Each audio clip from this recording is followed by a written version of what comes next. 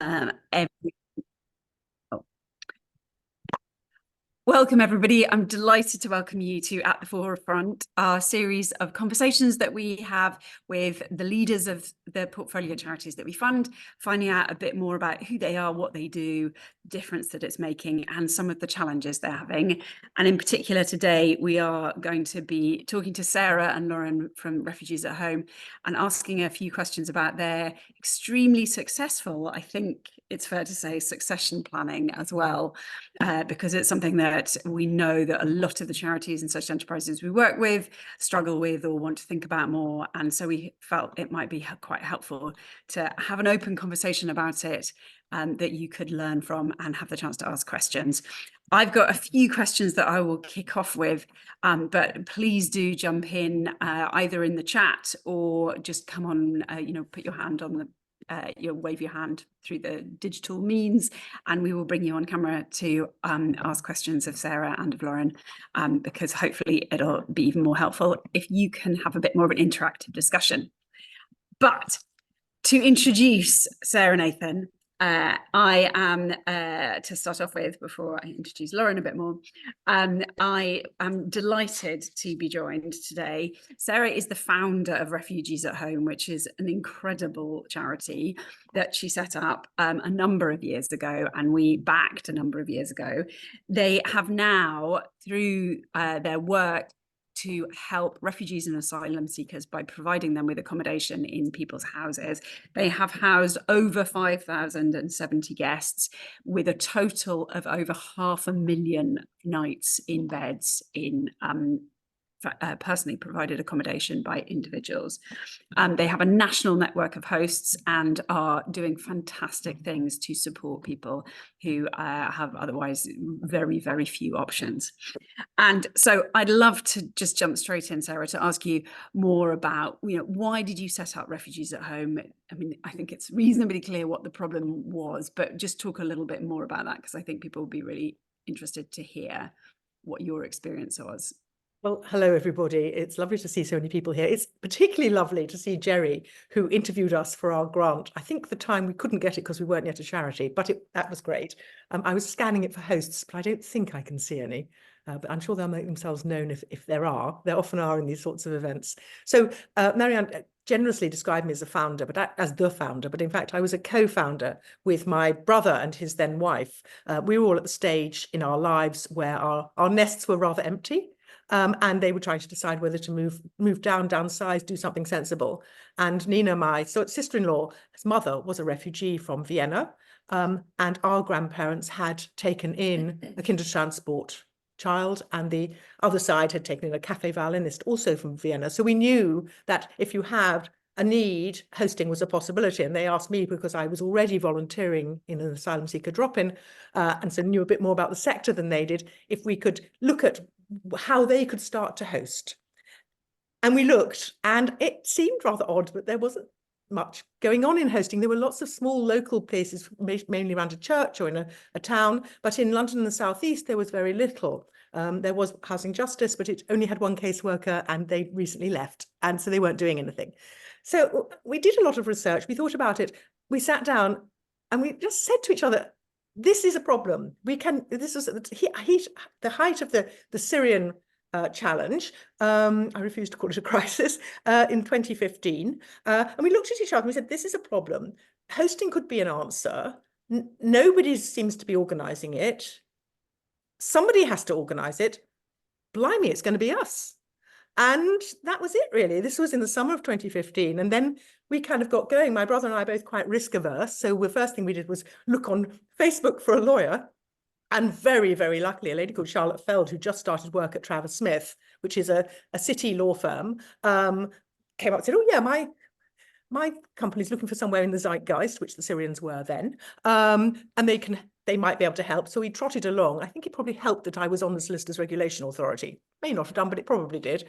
And they came on board. So we could be sure we weren't doing anything that was illegal, which would have been bad. And from there, we grew really to not be back of envelope people, to start as kind of IT centered, and to be able to make virtual connections and to deploy social media and IT to make physical connections. And that's what we were doing. We took our first guest, it was in sort of late 2016, although we didn't start 2015, although we didn't start formally till 2016. And that was Ahmed Al-Rashid, who's a wonderful man who has now been a trustee for some years. So he was the first guest.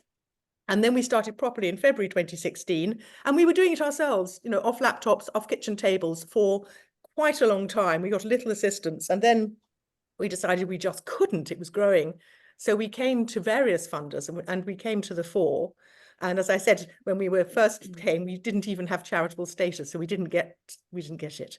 But the next time we did have charitable status, and we did. And that enabled us a combination of money from the Fore and from the Tudor Trust, both of which, and this was really, really important, gave us between them enough that we could afford to employ somebody for 3 years. We couldn't have employed somebody sensible like Lauren if we'd only had 1 year's money. So between those two grants, we could do it. And Nina and Timothy and I really couldn't, even with a little network of like-minded volunteers, carry on making the placements, ensuring the safety, doing the safeguarding, all of it without professional help. So at that point, we got the money and we hired Lauren, who has been with us now for 5 years now, yeah. 5 years, putting aside a year's maternity leave from which she's about to come back, hurrah. And we have grown from being volunteers in 2015 to having our first person in late 2016, then Lauren, and we now have a staff of about 20, which is rapacious when it comes to fundraising, but that's where we are now. The big challenges came obviously with COVID, ouch, the Afghans, and then the Ukrainians, but we can talk through that later if you want to. But Ukrainians meant that we got very, very big very quickly. And that was quite a shock to the system. Thank you, Sarah. So Lauren, over to you slightly. Lauren Scott is now runs, as you've just heard, Refugees at Home.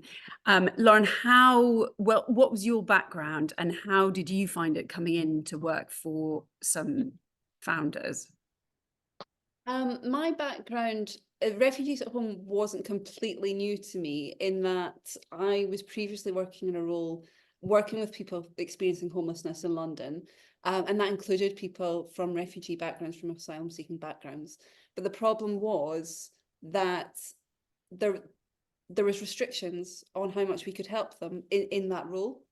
So we would often turn to Refugees at Home for help, and we would work with them, referring to them. So I knew from the team that I worked with, you know, the really great responses we were getting, the can-do attitude. You know, can't guarantee we can help, but we will certainly try, which is still something that today is our mantra. So when I came to Refugees at Home, I think I perceived it to be a lot bigger than it was. A slight shock to the system, coming in and thinking, wow, there is this incredible board of trustees, and Sara as trustee and co-founder, and then this little team, because they'd always projected themselves as so much more professional and sleek, but actually quite tiny behind the scenes. So it was a slight shock to the system at that point. But I think it's one of those things about small charities, that it's that grit, you know, in those startup years, that just, yeah, it's still true now, even as we've got bigger. It's a really important part of the team, board and staff, that we have that grit to do what we do well. I think we looked bigger because my background is in media. And so I did then and still do quite a lot of the social media and the actual media. So we had much more coverage than actually we probably deserved, because it was part of the story and it was interesting. And, you know, there is nothing about hosting that is boring. Every single hosting placement is interesting. There's no two are alike. I mean, my 41st guest has just left.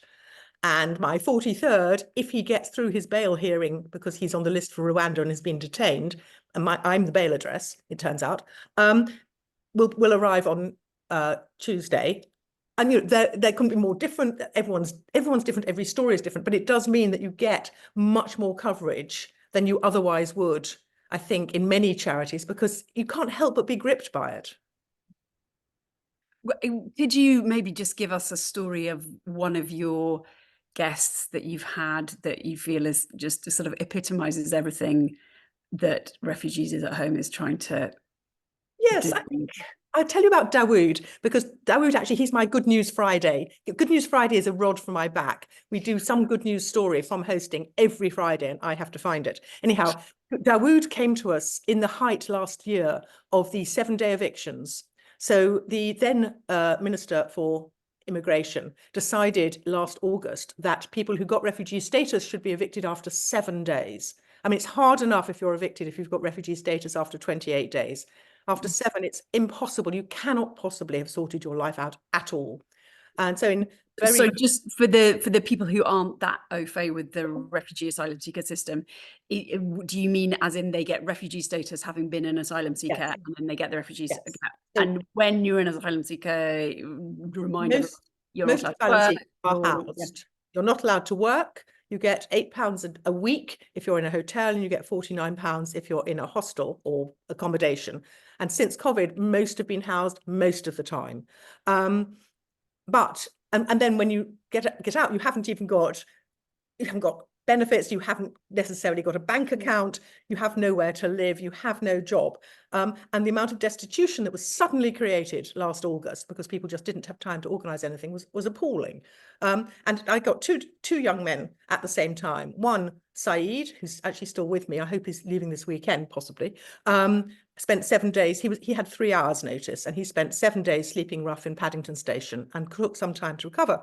Dawood had managed to talk his way into sleeping on a sofa or some such. He had not been absolutely destitute. He came to me, he's from Afghanistan, he's 25. He'd been in this country about 2 years. He left home when he was about 15 or 16. So he's been on the road a very, very long time. So he came, he has no skills, he had reasonable spoken English. And I think the extraordinary thing about Dawood was that he was very inhibited. The only thing he would ever talk about is cricket, which is tricky for me, but my husband could cope rather better. But what we managed to do was actually find him a job as a kitchen porter at Travers Smith. Several people have gone to work there in the kitchens, which he found he adored. He loved it. It made so much difference to him having productive work. And it meant that he's now had a job for 5 months, and he has gone on. Last week he moved out so he can pay rent. So he's moved into somewhere. And that is my definition of a success story. Somebody who was inhibited and had nothing and could do nothing has now got a job where they value him and he adores it, and he's decided he wants to be a chef. And he has somewhere to live, and he is paying rent. He's not dependent on anyone. He's completely running his own life at 26 in a way that he just hasn't been able to for almost the last decade. He is in charge of his life. He is contributing, and he is earning a living. And for me, that is what we're trying to get to. People who are stable, happy in their work, reasonably outgoing, with some English. And it's great, actually. I'm always so pleased to see people go. I love to see them come, and I love to see them go when they're moving on to something that is so much better for them, so much more stable. It is they're over one of the humps in life's road, and they're onto a little bit of smoothness with luck. Do you want to tell us a little bit more about how you support your hosts? Because I also think that might be...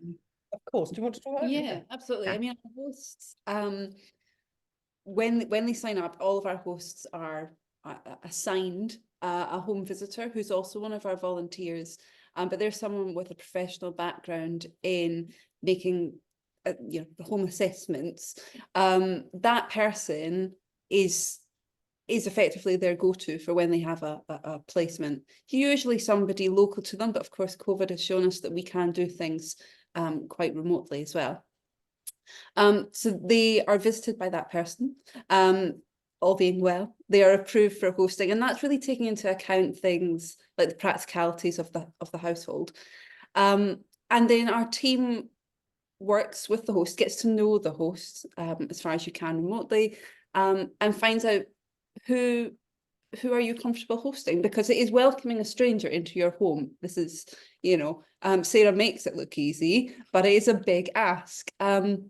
So for some of our hosts, it's really important that their guest is already fluent in English, or has similar interests to other people in the household. And then there can be other things like a female-only household. Dogs is the big one for both host and guest. So we take all of that into account, and then the team work with the host to get them ready. We've training guides available to them, and then we slowly begin that introduction to a guest. At that point, we are usually trying to get somebody placed quite quickly. Not always. Sometimes we have notice when guests are moving between hosts.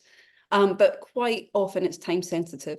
So it's about supporting a host to feel comfortable with who we're proposing, but also we need to move quite quickly. So the team do a lot of intensive work answering those questions, and also making sure hosts know that you're not committing to having this person, forever. We are usually setting up trial placements, and then we're checking in, we're reviewing how it's going, making sure everyone's happy with the setup. And that's really important for the guest as well, to feel that, you can say if there's an issue. And usually it is things like taking too long in the shower, there's no hot water left, and things like that. Eating the last banana. That's my absolute Yeah. killer. If there's no banana in the morning for my husband's breakfast, there are ructions. Especially in our house rules. If you eat the last banana, replace them or tell me so I can replace it. It's the little things, actually. It's not the big things. The geopolitical issues do not impinge to the same extent as never leaving, always finishing the milk. It's quite interesting. There's also the host hub. So in some areas, not in all areas, we have hubs of hosts. So groups of hosts and sometimes guests and home visitors either have a WhatsApp group or some sort of way of getting together, and sometimes may meet. So just a week or two ago, the West London hub met here. And there were about 15 of us, but quite a lot of guests came. It was interesting. And you can ask questions and you can get support, and they can ask in the WhatsApp group, or, ask about move on, or they can ask about foibles or employment, all sorts of things. We also have a London Facebook page. People do a lot of asking on that, actually, get quite a lot of support from that. And there's also a newsletter every month or 6 weeks. And that creates more dialogue. So there's a lot of opportunities for dialogue if people want it. Some people want to just get on with it. They really just don't, they want to get on with the relationship with their guest, and that's that. And there we check-in, it might be a long-standing relationship, but we will still check in every month. So you can say if you want to, but that happens mostly in longer placements where that's what the host and the guest want. Yeah, and that's it. As a host, you can say, I can give you 2 weeks. So we will know with a guest going in how long roughly they're going to stay for. Things do extend, but it's always if the host is okay with that and has the space. I mean, with COVID, so many people have needed their spare room back now to be a home office. A lot of our hosts end up having new babies. So we have a lot of hosts, but they're never always all available. So it's that constant turnover, and keeping those people who are not available now interested and engaged for the future. I feel like I could ask you so many more questions about this, and I'd love to hear more if we have time at the end about for the guests, what are some of their biggest issues. But I must make sure we do talk about the succession thing more, because I've got distracted from it listening to your fantastic stories. But Sarah, for you, with the idea of making sure that the organisation was stable and built up in the long term, how did you did you start thinking about it right from scratch when clearly not when you set up, but how did the process come about of realizing that you needed to think about the longer term? It was all quite a surprise, really. I don't think we thought things would happen quite as much and as quickly as they did, or there was quite such an appetite for it. And for the first year or so, say we were doing it all online, but when we were making all the placements and kind of making it up as we went along, and that was fine. But it's incredibly hard work. And my sister-in-law and I had this mantra about it. They were saying we were never off duty, and we were never off duty. I mean, literally never. And that was quite testing. And we weren't hosting at that stage because my husband had quite a biggish job. It wasn't going to end wasn't going to come to a climax really until the end of 2016. So we didn't actually start hosting till December 2016.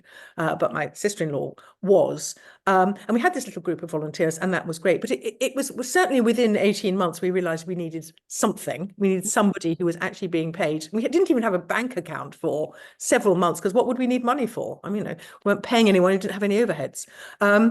And we didn't apply for a charitable status, as I said, until we were kind of 18 months to 2 years in. But it became apparent that there was just going to be too much of it for only volunteers to do. I have to say we were still working partly on volunteers until not long before COVID, actually. So volunteers would be doing quite a lot of when people applied to host, the processing of that. Not so much the making. I was making placements for the first maybe 3 years or so. And I haven't made a placement now for years, and indeed couldn't, because the IT has changed so much, I wouldn't know where to start. And that's good. So we now have a placement team of about 10. Yeah. So these are people who are, quite a lot of them with refugee backgrounds, actually. And our head of placements, Arij, was somebody we hosted way back in 2016. And she then stopped being hosted, and she's our longest serving employee, actually. She predates Lauren.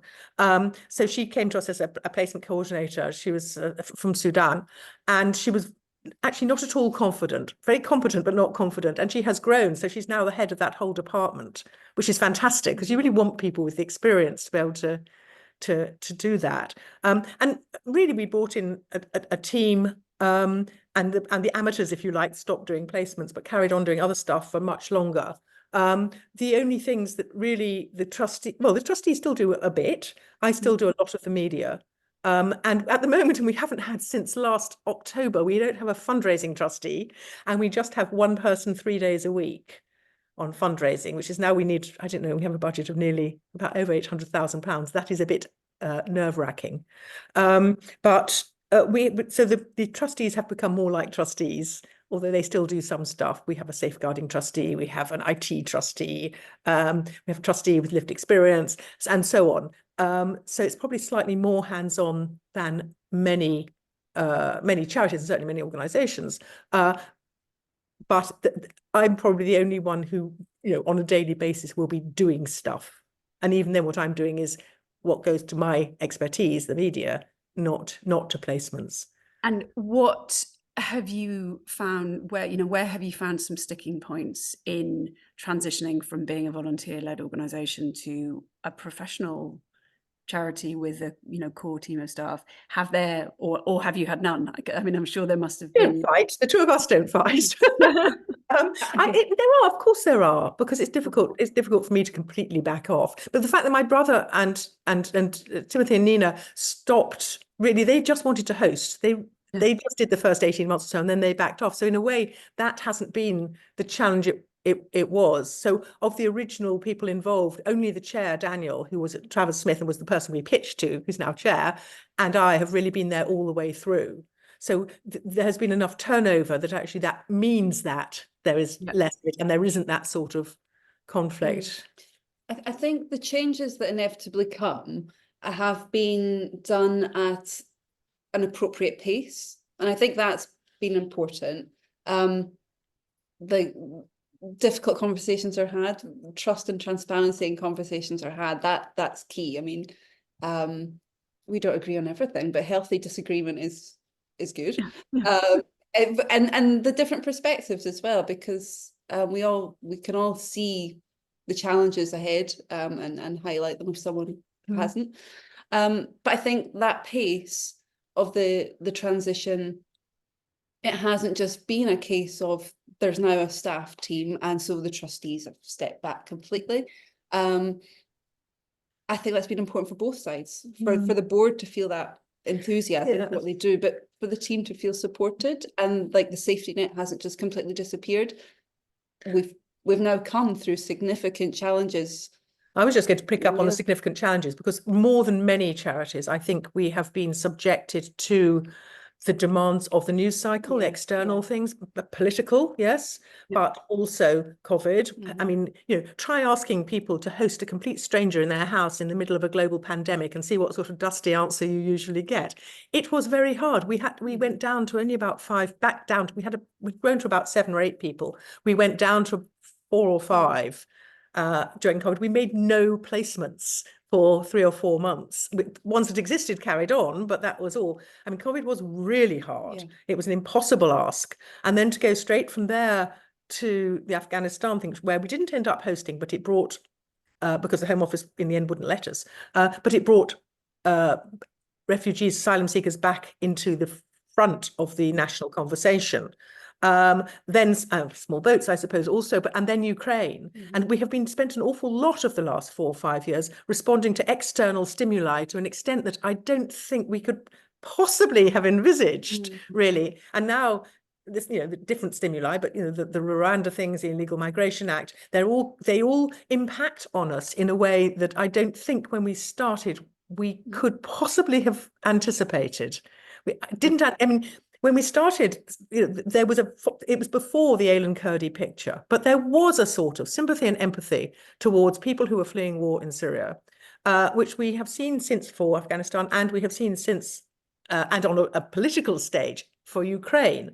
But I don't think we thought at the time that those would be so incredibly important to the organization and how it has changed and morphed and grown and shrunk and grown. Yeah, and even the positive news stories, Gary Lineker signing up to host was amazing, but wow, the influx of interest in our organisation, the amount of people who signed up to host, it all had to be responded to.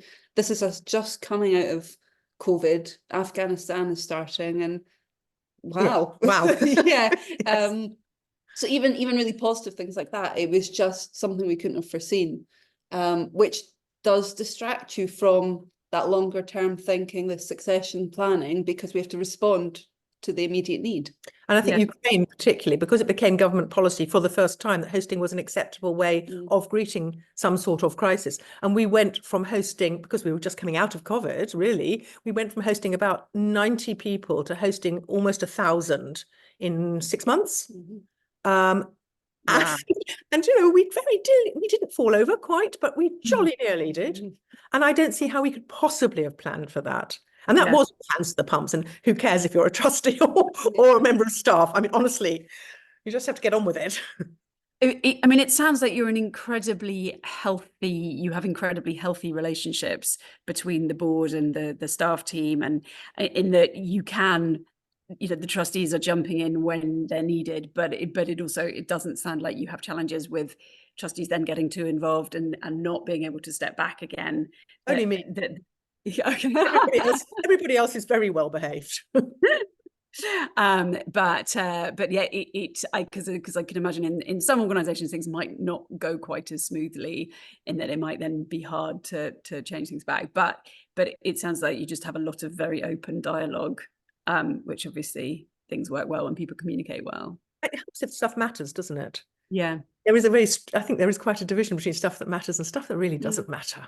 Yeah. And hosting really matters. If the other option is street homelessness or sofa surfing with some ghastly chap who's going to ask for favors in kind as a response, there are lots of really difficult, dodgy things, and small disagreements about how you get somewhere do kind of fade into insignificance in compared to what you're actually trying to do. And I think that helps. The other thing is that a lot of the team are very early on in their careers. They're not usually first jobbers, but they're very often second jobbers. And that, I don't know all the team in a way that I did, because it's 20 people. I'm not in the office hardly.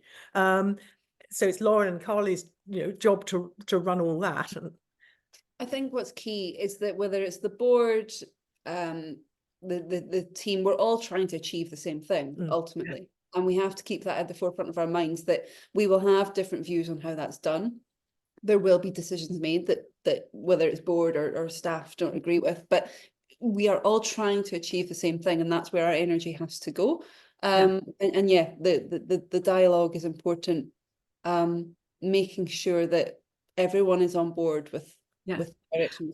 That sounds like an extremely valuable lesson, which is just making sure everyone is regularly checked into the mission, essentially, and people are signed up for that, because, as you say, when people are signed up for the mission, then it's hard to let the small things, or it's much easier for the small things to not cause ructions. I think the other important thing is that we only do one thing. Like quite a lot of charities, particularly in the refugee sector, we're not the Refugee Council who do everything and have 300 staff and all the rest of it. We do one thing. We only do hosting. If people need jobs, then we might refer them to Breaking Barriers. If they need education, we might refer them to RefuAid. If they need a bike, we'll refer them to the bike project. Yeah. We won't do any of those things. We don't represent people. We don't have caseworkers. You know, it is, I think, actually having that clarity of focus and no mission creep Yeah. also makes the discussions and decisions easier. No, we don't lobby about this because it's nothing to do with hosting. Yeah. Or so those decisions become much easier to make if you say what we're doing is about hosting. You know, invitation to appear on GB News. If it's about hosting, well, I might say yes, and I've done it. But if it's about anything else, and it very often is, I can legitimately say, no, thank you. We don't talk about general policy on X because it's not about hosting. Yeah.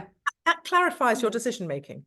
I would imagine that's really interesting and helpful for people to hear, because it's always so tempting. It must have been very tempting at times to say, oh, well, could we set up something to help with the employability? Could we set up different, but keeping your focus is the only really... thing I think links is that we would like to, and will, I think, have to set up something to deal with move on, because otherwise it's like bed blocking, if you like. Yeah. Somebody has nowhere to go and you can't facilitate somewhere to go, then they're going to stay being hosted for much longer than they should be, and everyone's going to have short tempers and be cross. So we're just taking on a housing specialist. Yeah. But I think that is still very much about hosting, because if somebody's not moving through, then you can't take anybody else. Yeah. Only because Dawood left last Saturday that I can take somebody out of detention on Tuesday. Yeah, absolutely. We've got some questions in the chat, which I really want to put to you. So do you have branches in other areas, or have you considered opening one, which is quite similar to somebody from Milton Keynes Homelessness Partnership, Tracy McKillen, asking, how do we start services in our area if they're needed? So we are national. We are operating across the whole of the UK. You know, there may be smaller hosting schemes in your area, but we encourage people to sign up on our website, because we are operating everywhere, basically. We are based in London, but we have team members across the country. One of the biggest challenges is our guests do tend to need to be in quite busy areas. And that's usually because of support that they're already engaged with.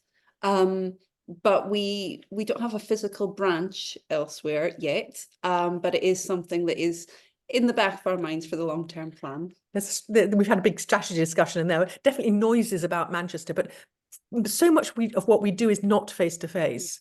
And what we are trying to do usually is place people in towns and cities. Lauren's being a little mealy-mouthed. Actually, refugees and asylum seekers really don't want to go up Snowdon or down a farm path. They feel isolated and alone, as if they're going to stand out, and they can't access ESOL or the halal meat or whatever it is. And it doesn't work. It worked a little bit for the Ukrainians when they were kind of placed in groups. Even there, we were getting quite a lot of early calls from people who were placed somewhere on Dartmoor who wanted to be in Walthamstow. You know, once you're not scared for your life, and being scared for your life is a huge motivator, but once that settles, people want to be near communities they know and understand. So we are across the country. For instance, we do quite a lot of hosting in Belfast, and we've just done a lot of recruiting in Belfast. We host in Glasgow, but also we've hosted in Dundee, quite a lot in South Wales, but not really in North Wales, because not enough urban centres. So it's much more driven by size of city and whether they've got asylum seekers and refugees who are A, there, and B, want to be there, than by anything else. That you're brilliantly answering some of the questions that were already in the chat. Lauren, one for you. When you started working at Refugees at Home and found it to be smaller than you'd realised, what were some of the first things that you needed to do and wanted to set up? And then also somebody's asking about funding. Where does your funding come from? Because we haven't really talked about that. When I first started, I mean, the biggest thing on my mind was the team, because it was so small and had been doing such an amazing job. They were a very tight-knit team, and suddenly here's this manager coming in to tell them how to do it. So using the team, you know, the team are the best resource.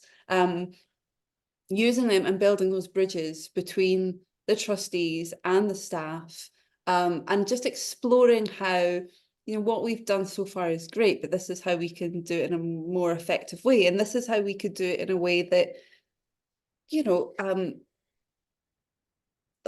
what's the right word? That formalizes, you know, we were doing safeguarding processes, but let's make them formal safeguarding processes. So that was kind of the key areas of getting the team up to speed on best practice.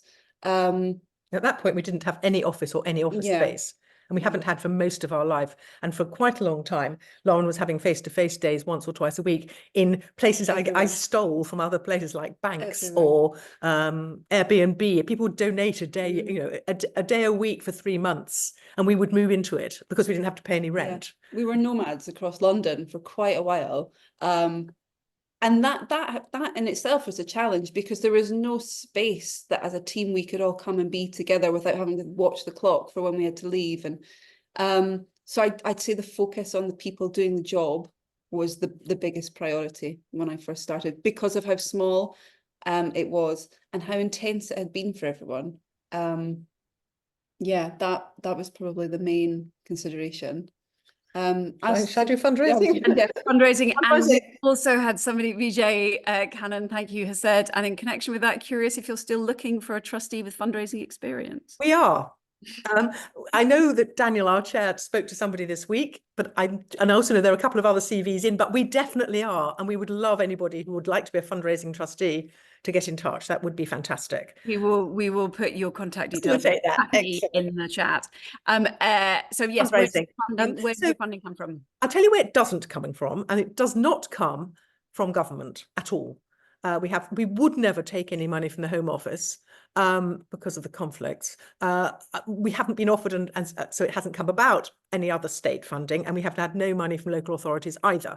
So it really divides into trusts and grants, personal donations. So we have something called a Founders Circle, people who donate £1,500 a year or more. And we do a dinner for them at Travers Smith. And we have amazing speakers. So last year it was Gary Lineker. The year before was Rachel Riley, who's also one of our hosts. Next year it's Philippe Sounds, the East West Street man, who has signed up to host but hasn't done it yet, but he would have done by October, won't he? So we have this amazing dinner. And so we've got quite a lot of people who do that. And then we've had a lot of like the Tudor Trust and the Fore. We've been to the funding network. And what was interesting about the funding network, which I found quite a tricky thing to do because I was doing the speaking and then you get auctioned,